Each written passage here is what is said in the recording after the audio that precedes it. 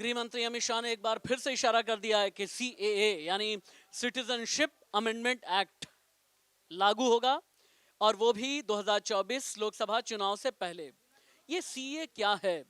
Citizenship amendment act तीन राष्ट्रों के माफ कीजिएगा, तीन नेशंस के अल्पसंख्यकों को लेकर के क्या कहता है? पाकिस्तान, अफगानिस्तान, बांग्लादेश के लोगों को किन राइट्स की बात की जा रही है? एक समुदाय क्यों ये कहता है कि नहीं सीए हमारे खिलाफ है? दानिश से शुरुआत कर ले। तो दानिश, पहले तो मुझे ये समझाओ, ये सीए है क्या? आसान शब्दों में समझाओ।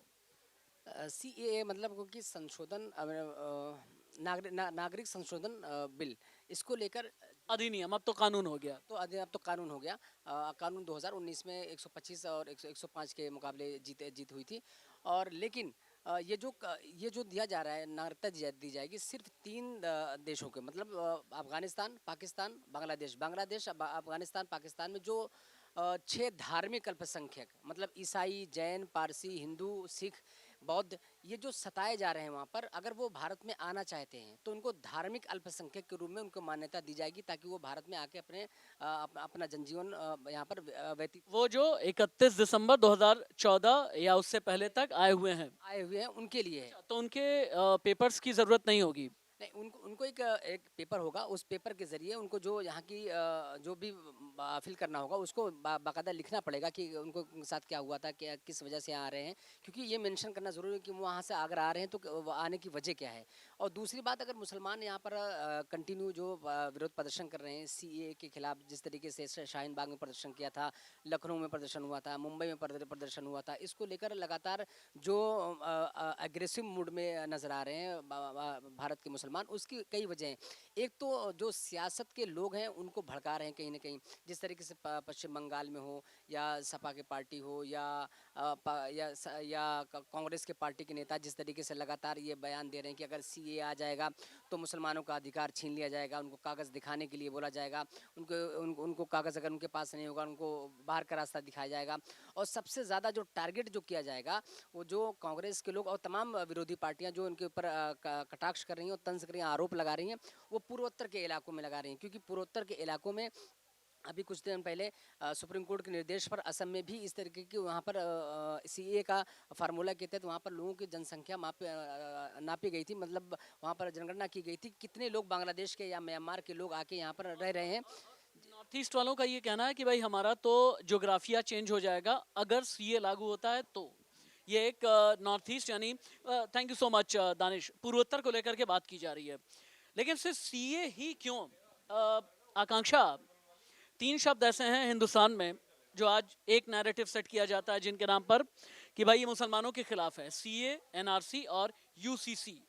क्या वाकई में ऐसा है? नहीं, इन चीज़ों को हमें एक्चुअली खुले दिल से और एक तरीके से थोड़ा डीपली पढ़ के समझ के देन उस पर रिएक्ट करना चाहिए। कहीं ना कहीं लोगों में समझ की कमी कहाँ पर है? किन पॉइंटर्स पर समझ की कमी है? समझ की कमी ये है कि आपको सीधा ये नहीं समझना है कि अगर सीए एनआरसी आ गया तो आपको देश से बाहर निकाल दिया जाएगा अगर आप मुसलमान हैं, इस्लाम को फॉलो करते हैं। ऐसा नहीं है।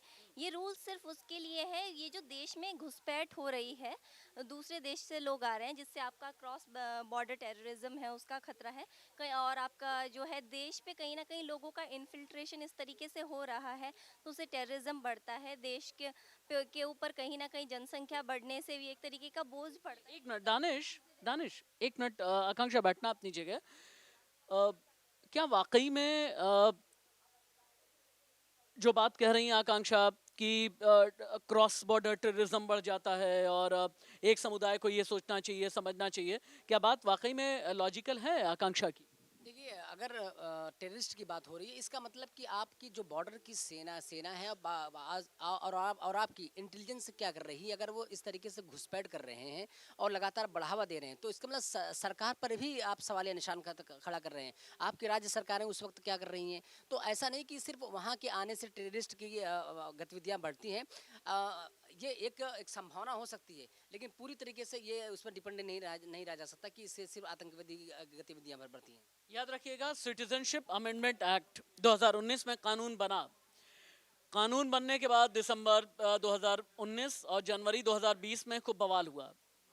दिल्ली के शाहीन बाग में एक समुदाय विशेष की महिलाएं बैठी, उन्होंने दिल्ली को लगभग हाईजैक कर लिया। हाईजैक मैं इसलिए कह रहा हूं क्योंकि पेशेंट गुजरते थे, एम्बुलेंसेस जाती थी, घंटों का इंतजार करना पड़ता था।